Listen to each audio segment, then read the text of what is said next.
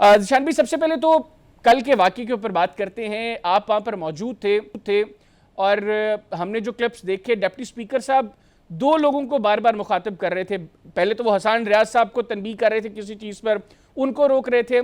उसके बाद उन्होंने आपका नाम लिया। आप ज़रा बताइएगा एक्चुअली हुआ क्या था, क्यों हालात यहाँ तक पहुंचे कि खालिद निसार डोगर साहब वो उठकर आए और उन्होंने हसान रियाज साहब को मारने की कोशिश की। जी बिस्मिल्लाहिर्रहमानिर्रहीम, बहुत शुक्रिया जी। आपने जो बात की है बिल्कुल, मैं क्योंकि कल वहाँ पे इस पूरे जो कल का जो मामला हुआ उसका आई विटनेस था, वहाँ पे वहीं मौजूद था और बिल्कुल मेरे पीछे हसान रियाज साहब बैठे थे।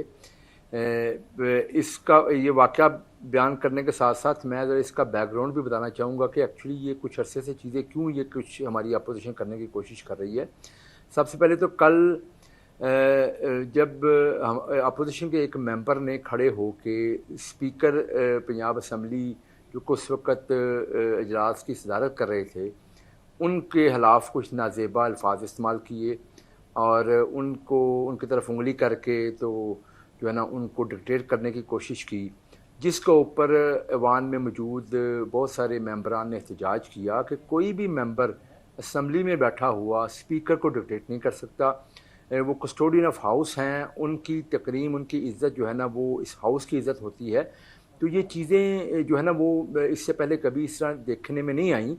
तो उसी दौरान जब हसान रियाज साहब भी उठ के यही बात कर रहे थे कि जी जो अपोजिशन के मेंबर हैं, जो कोई और मेंबर हैं जो फ्रंट सीट पे बैठे हुए थे बेसिकली अपोजिशन वाली साइड पे, उनकी तरफ बात कर रहे थे कि उन्होंने ये जो चीज़ की है ये बिल्कुल नामुनासिब है। तो इसी दौरान जो खालिद डोगर साहब हैं जो पीछे बैठे हुए थे, उन्होंने पीछे से कुछ नाजेबा अल्फाज जो है ना वो इस्तेमाल किए और इस्तेमाल करके हसान रियाज साहब को मुखातब किया। तो हसान रियाज साहब ने भी मुड़ कर उनकी तरफ देखे, उन्होंने कहा जी कि इस तरह के अल्फाज ना बयान करें और इस तरह की जो हरकतें कर रहे हैं आप ना करें। तो बस ये बात कहने की थी कि वो जो शख्स हैं जी वो उठे वहाँ से और आकर उन्होंने बाकायदा हसान साहब के ऊपर अटैक कर दिया। और ऑब्वियसली जब वो अटैक उन्होंने किया तो आगे उन्होंने भी रोका इस चीज़ को और इसी दौरान हम लोग इकट्ठे हुए, हमने उनको परे कर दिया।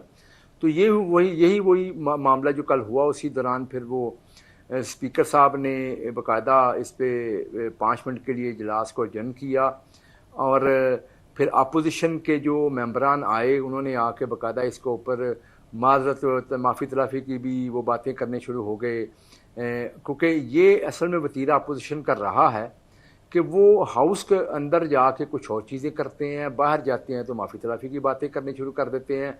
और आप देखें कि इसका पस मंज़र मैं थोड़ी सी चीज़ अगर बयान कर दूं, इसका पस मंज़र भी आप अगर आप देखें कि जब बजट सेशन हुआ था, बजट सेशन के दौरान भी अपोजिशन के अरकान ने बड़ी नाजेबा अल्फाज इस्तेमाल किए ख़वातीन के मतलब और ऐसी चीज़ें की जो यकीन मानिए कि शर्म आती है वो बात बयान करते हुए। इस तरह की उन्होंने नारे कसे वहाँ पे जो है ना खड़े होके, तो जिसके ऊपर स्पीकर पंजाब असम्बली मलिक अहमद खान साहब ने एक बाकायदा डिटेल रूलिंग दी, जिसका बाकायदा उन्होंने आइन और कानून के मुताबिक उसको रूलिंग का उन्होंने रेफरेंस भी साथ दिया और रूलिंग ये दी जिसके तहत फिर 26 अरकान को सस्पेंड किया गया। फिर आपको मालूम है कि फर्दर भी उनको ऊपर एक्शन होने के लिए उन्होंने जिसका अंदिया दिया। तो फिर ये सारी अपोजिशन आती रही, आके माफ़ी तलाफ़ी के लिए कोशिश करती रही, जी अब आइंदा से ये नहीं होगा, फ़लाँ चीज़ नहीं होगी। फिर उसके बाद जब ये देखें, हमने देखें अगर हमारी तरफ से कोई रुकावट होती तो हम उसी चीज़ पे ना मानते। एक कमेटी बनी, कमेटी ने बिल्कुल उन्होंने कहा ठीक है सबको मौका दोबारा मिलना चाहिए, कोई नहीं, अगर इनसे गलती हुई है तो इनको माफ़ कर दे। स्पीकर साहब ने बड़ा दिल किया, उनको माफ़ किया, वो वापस आए और वापस आके फिर वही काम शुरू कर रहे हैं। उन्होंने वही काम शुरू किया। लेकिन कल का जो स्पेसिफिक इंसिडेंस है उसमें अगर हम देखें, जो स्पीकर डिप्टी स्पीकर साहब ज़हीर इकबाल साहब वो जिस वक्त आए हैं खालिद निसार डोगर साहब, उससे पहले वो बार बार हसान रियाज साहब को कह रहे हैं कि हसान रियाज साहब आप ऐसे ना करें, ये मुनासिब नहीं है। इस तरह के अल्फाज हैं वो बताता हूँ, नहीं इस तरह नहीं था। मैं बताता हूँ आपको, वो हसान रियाज साहब को ये नहीं कह रहे, वो कह रहे थे हसान साहब आप बैठें। वो ये रहा था, मैंने आपको बताया ना कि एक अपोजिशन के मेंबर ने जब स्पीकर साहब के बारे में कहा, वो आप दोबारा से देख लें, इस तरह नहीं था। वो बेसिकली अपोजिशन के मेंबर को ये कह रहे थे कि आप डिक्टेट नहीं कर सकते जी। हसान रियाज साहब का उन्होंने ये नहीं कहा, उन्होंने बस तहम्मुल के लिए कहा, जो कि हसान रियाज साहब ने तहम्मुल का मुजाहरा भी किया जब उनको पर अटैक किया गया। उससे पहले उन्होंने बस ये स्पीकर साहब की, स्पीकर कोई भी हो जो बैठे होते हैं, उनकी कोशिश होती है कि सब लोग बैठे ताकि हाउस इन ऑर्डर हो। तो जब एक मेंबर ने, पीटीए के एक मेंबर ने जब स्पीकर के साथ ज़रा बदतमीजी की, तो उसके ऊपर हुकूमती अरकान जिनमें हसन रियाज भी थे, बाकी भी उठे, उन्होंने कहा जी गैर मुनासिब है। अच्छा, लेकिन तो लेकिन आज का जो सेशन है उसमें गालिबन सरदार अली डोगर साहब जो हैं पाकिस्तान तहरीक इंसाफ के रुकने पंजाब असेंबली, उन्होंने इल्ज़ाम लगाया कि ये जो कल का सारा वाक़या हुआ है इसकी बुनियादी तौर पे डिप्टी स्पीकर साहब के रवैये ने डाली। जो कल उनका रवैया था, उनका बड़ा रौनियत ज़्यादा रवैया था उनका, जिसकी वजह से ये वाक़या जो है वो रोनुमा हुआ। उन्होंने कंडेम किया, लेकिन उन्होंने कहा कि डिप्टी स्पीकर साहब का रवैया ठीक नहीं था। आप मुझे बताएं कि पीटीए की कौन सी बात पे एतमाद करें। ये तो बात है, इनकी शुरू से आदत है कि ये हरकतें गलत करते हैं, उसके बाद दूसरों पे इल्ज़ामात लगाते हैं, एक बात भी साबित नहीं कर सकते। कल आप वो वीडियो देखें, सारे चैनल पे चली है, जिसमें एक शख्स उठता है, आगे बकायदा हमलावर होता है। कौन सा कानून, कौन सा आईन इजाजत देता है कि वो जाके किसी और मेंबर के ऊपर हमलावर हो? ये बात तो दुरुस्त है, अपनी कुर्सी से देखिए मेरी बात सुने, गुजारिश ये है, ये कल्चर है जो कि इस जमात ने हमारे मुआशरे को बकायदा खराब करने की साजिश की है। हमारे मुआशरे के अंदर बदतमीजी का कल्चर कौन लेके आया? पीटीए लेके आए।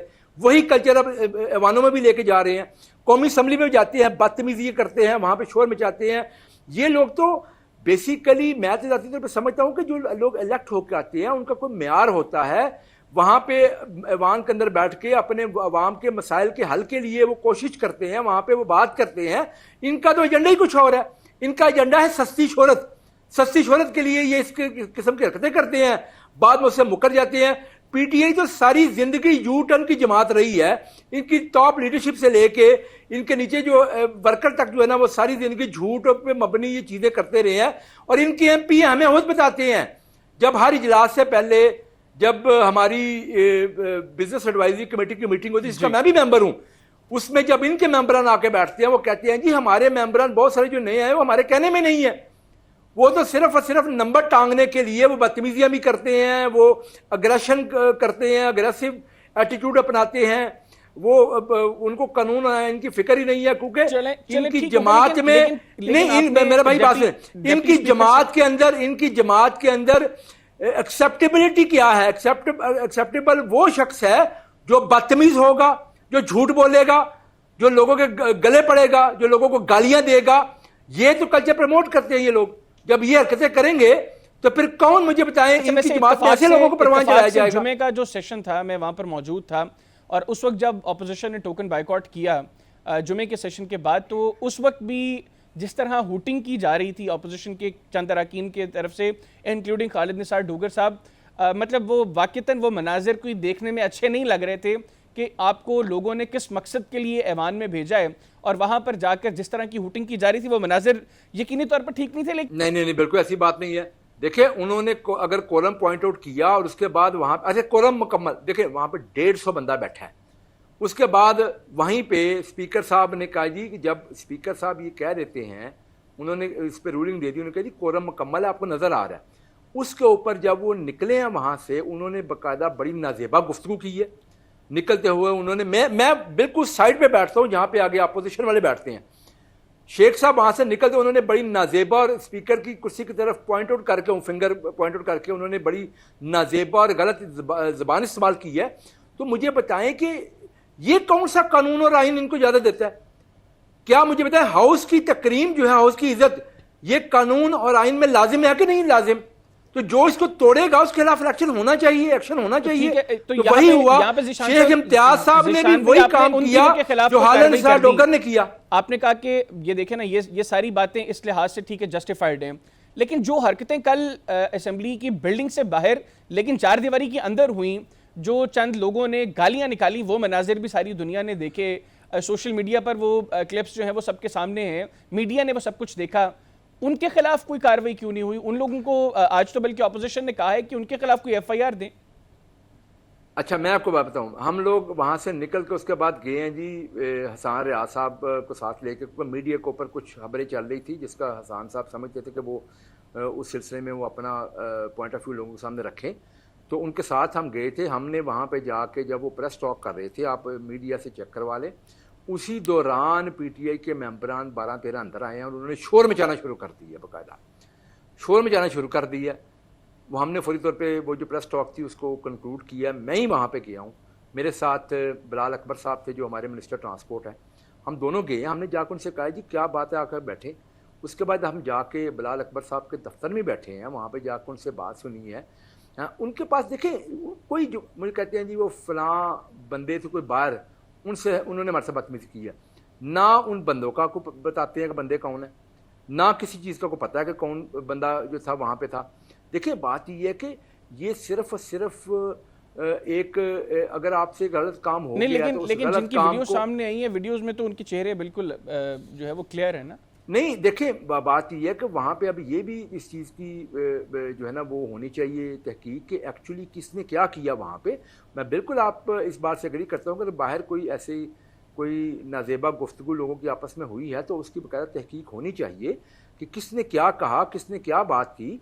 तो मैं समझता हूँ कि देखें वो हाउस के और पंजाब असम्बली की मेन बिल्डिंग से बाहर एक चीज़ होती है, ठीक है, वो अहता पंजाब असम्बली का है, लेकिन वो बिल्डिंग से बाहर ये चीज़ जो वो जो अपोजिशन वाले ये बात कर रहे हैं, तो यकीनन इसके ऊपर डिप्टी स्पीकर साहब जो है इसके ऊपर कोई कमेटी बना के तो बिल्कुल इसको ठीक।